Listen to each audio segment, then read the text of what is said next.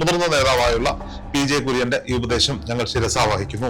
PJ കുര്യനെ പോലെയുള്ള കടൽക്കിഴവന്മാരാണ് ഈ UDFന്റെ കോൺഗ്രസിന്റെ പ്രശ്നം. മൈക്ക് കാണുമ്പോൾ തലമറന്ന് എണ്ണ പേർക്കുന്ന കുറെ അധികം കിഴവന്മാര് ഈ കോൺഗ്രസിനകത്തും UDFിനകത്തും. ആവശ്യത്തിൽ കൂടുതൽ സംസാരിക്കാനൊന്നും ഞാനില്ല. അതല്ലല്ലോ കോൺഗ്രസിന്റെ സംസ്കാരം. ഇതാണോ PJ കുര്യൻ സ്വപ്നം കാണുന്ന സമര രീതി?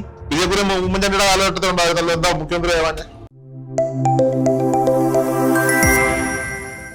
SFI പുകഴ്ത്തിയും യൂത്ത് കോൺഗ്രസിനെ വിമർശിച്ചും കോൺഗ്രസിന്റെ മുതിർന്ന നേതാവ് PJ കുര്യൻ. അദ്ദേഹം പറയുന്നത് SFI നടത്തിയ സമരം UDF അല്ലെങ്കിൽ യൂത്ത് കോൺഗ്രസ് കണ്ടുപഠിക്കണമെന്നാണ്. യൂത്ത് കോൺഗ്രസ് വിചാരിച്ചാൽ 25 പേരെങ്കിലും ഏറ്റവും കുറഞ്ഞത് ചേർത്ത് പിടിക്കാൻ പറ്റുമോ എന്നാണ് അദ്ദേഹം ചോദിക്കുന്നത്.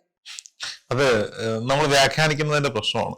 PJ കുര്യൻ പറഞ്ഞത് എന്താണ്? യൂത്ത് കോൺഗ്രസ് കുറച്ചുകൂടി സംഘടനാ സംവിധാനത്തിൽ മണ്ഡലങ്ങളിലും നിയോജക മണ്ഡലങ്ങളിലും ആളുകളെ കൂട്ടാൻ കഴിയുന്ന അല്ലെങ്കിൽ ആളുകളെ നേതാക്കന്മാർ ഇറങ്ങി പ്രവർത്തിക്കണം എന്നുള്ളതാണ് PJ കുര്യൻ ആ വാചകങ്ങൾ കൊണ്ട് ഉദ്ദേശിച്ചത് എന്നുള്ളതാണ്.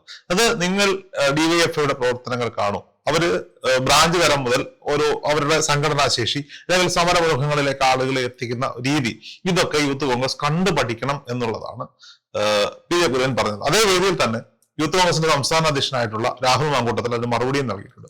രാഹുൽ മാങ്കൂട്ടത്തിൽ മറുപടി പറഞ്ഞത്, മുതിർന്ന നേതാവായുള്ള PJ കുര്യന്റെ ഈ ഉപദേശം ഞങ്ങൾ ശിരസാവഹിക്കുന്നു.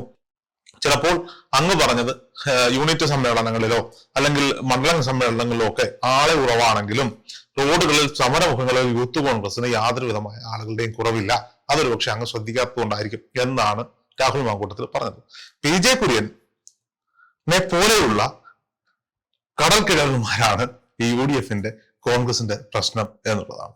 പറയാതിരിക്കാൻ നിവൃത്തിയില്ല. അദ്ദേഹത്തിന്റെ ഉദ്ദേശശുദ്ധി ശരിയാണെങ്കിലും അദ്ദേഹം പറഞ്ഞ രീതി, ഇപ്പോ ഹർഷ പറഞ്ഞതുപോലെ തന്നെ പല മാധ്യമങ്ങളും റിപ്പോർട്ട് ചെയ്യുന്നുണ്ട്. PJ കുര്യൻ യൂത്ത് കോൺഗ്രസിനെ വിമർശിച്ചു, DYFI പുകഴ്ത്തി. ഇത്തരത്തിലൊരു സാഹചര്യം ഉണ്ടാക്കി കൊടുക്കേണ്ടുന്ന കാര്യം PJ കുര്യൻ ഉണ്ടായിരുന്നു എന്ന് ചിന്തിക്കേണ്ടിയിരിക്കുന്നു. അല്ലെങ്കിൽ ഇത് പറയേണ്ടുന്ന വേദിയിലാണോ, ഇത് മൈക്ക് കെട്ടിയാണോ ഇത് പറയേണ്ടത്? അല്ല.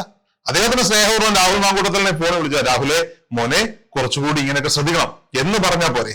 ഇപ്പൊ 4 പേരെ കാണുമ്പോൾ, മൈക്ക് കാണുമ്പോൾ തലമറന്ന് എണ്ണ പേർക്കുന്ന കുറെ അധികം കിഴവന്മാര് ഈ കോൺഗ്രസിനകത്തും UDFിനകത്തുണ്ട്. കിഴവന്മാരെന്ന് പറഞ്ഞാൽ അവരെ ആക്ഷേപിക്കുമ്പോൾ അവരുടെ മുൻകാല ചരിത്രമൊന്നും ഞാൻ തള്ളിക്കളയുന്നില്ല. പാർട്ടിയെ സംബന്ധിച്ചിടത്തോളം എല്ലാവരും ഉണ്ട്. ഒരു പ്രായം കഴിഞ്ഞു കഴിഞ്ഞാൽ ഇവർ പിള്ളേരൊക്കെ ചെയ്യുന്നത് കണ്ടിട്ട് എന്നെ കൊണ്ട് ഇത് പറ്റുന്നില്ലല്ലോ.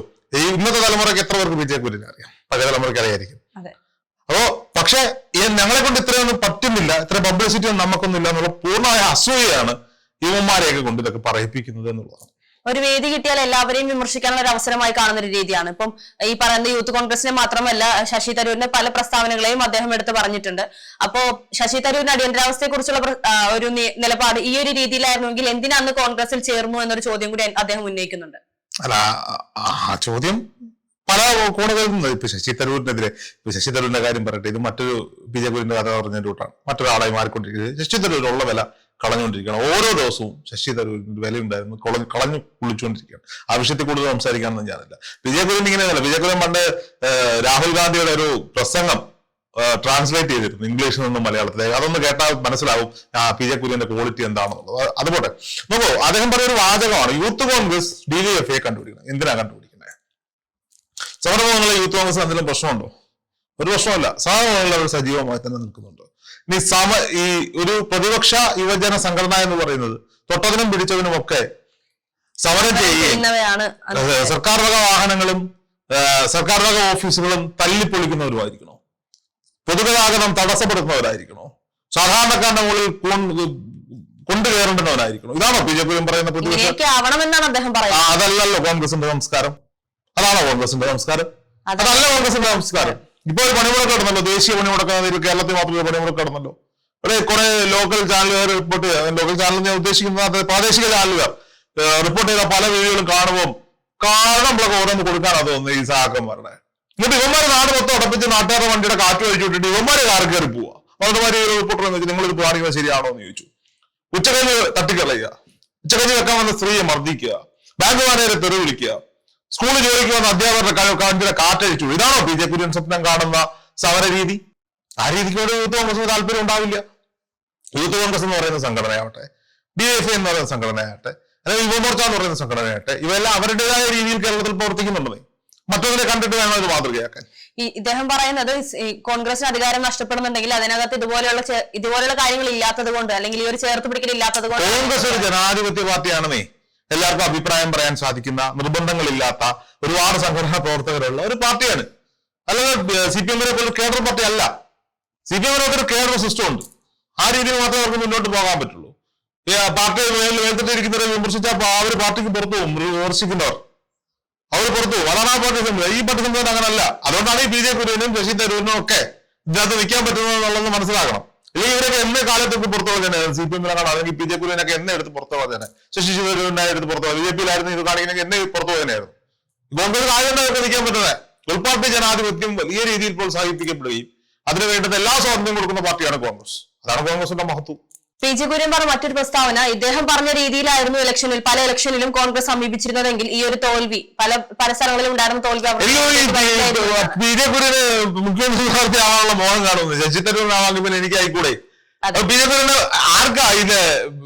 BJ കുര്യന്റെ ചെമ്മീൻ ചാടിയ മുട്ടോളം പിന്നെ ചാടിയ ചട്ടിയിലെന്ന് പറയുന്ന പോലെ. ഈ ഒരു 36 വർഷത്തെ രാഷ്ട്രീയ ജീവിതം അദ്ദേഹത്തിന് ഉണ്ടായിട്ടും, അല്ലെങ്കിൽ ഇത്രത്തോളം എക്സ്പീരിയൻസ് ഉണ്ടായിട്ടും ഈ ഒരു രീതിയിൽ സ്വന്തം പാർട്ടിയെ തന്നെ താഴ്ത്തി കെട്ടുന്ന ഒരു പ്രസ്താവന. ഇത് താഴ്ത്തിക്കെട്ടലൊന്നും അല്ല. ഇതൊന്നും ഞാൻ പറഞ്ഞല്ലോ, ഇത് വലിയ സംഭവമൊന്നുമില്ല. 4 പേരെ കണ്ടപ്പോൾ മൈക്കിൽ കൂടെ ആളാൻ ശ്രമിച്ചത്. അതിന്റെ മറുപടി അവിടെ നിന്ന് വെച്ച് തന്നെ രാഹുൽ കൊടുത്തിട്ടുണ്ട്. അതിന്റെ പുറത്തേക്ക് ഒരു മറുപടി ആവശ്യമൊന്നുമില്ല. ഞാൻ പറഞ്ഞല്ലേ, താൻ പറഞ്ഞ രീതിയിൽ കൂടി ചെയ്തായിരുന്നെങ്കിൽ ഇദ്ദേഹത്തിന് BJ കുര്യൻ ഉമ്മൻചാണ്ടിയുടെ കാലഘട്ടത്തിൽ ഉണ്ടായിരുന്നല്ലോ. എന്താ മുഖ്യമന്ത്രി ആവാഞ്ഞ? രമേശ് ചെന്നിത്തലയുടെ കാലഘട്ടത്തിൽ ഉണ്ടായിരുന്നല്ലോ. എന്താ അന്നത്തെ പ്രതിപക്ഷ നേതാവാഞ്ഞ? MLA ആവാഞ്ഞ? അന്ന് ഇവരൊന്നും ആരും മൈൻഡ് ചെയ്യുന്നൊന്നുമില്ല. പിന്നെ ഇത് കോൺഗ്രസ് ആയതുകൊണ്ട് വീണ്ടും ഇവരൊക്കെ പരിപാടിക്ക് വിളിച്ചിട്ടുമ്പോൾ മുന്നിക്കൊണ്ടിരുത്തും. വേറെ പാർട്ടിയാണെങ്കിൽ അതും ഉണ്ടാവത്തില്ല. അത് ഇവരെന്തോ വലിയ ഒരു 10 പേരെ കൂട്ടാൻ BJ കുര്യൻ ഒറ്റയ്ക്ക് പറ്റും. 10 പേരെ കൂട്ടാൻ, 100 പേര് വേണ്ട, 10 പേരെ കൂട്ടാൻ കോൺഗ്രസിന്റെ ലേബലില്ലാതെ. അവരാണ് ഇവിടെ വന്ന യൂത്ത് കോൺഗ്രസിനെ വിമർശിക്കുന്നത്. ഒന്നും പറയാനില്ല. No comments.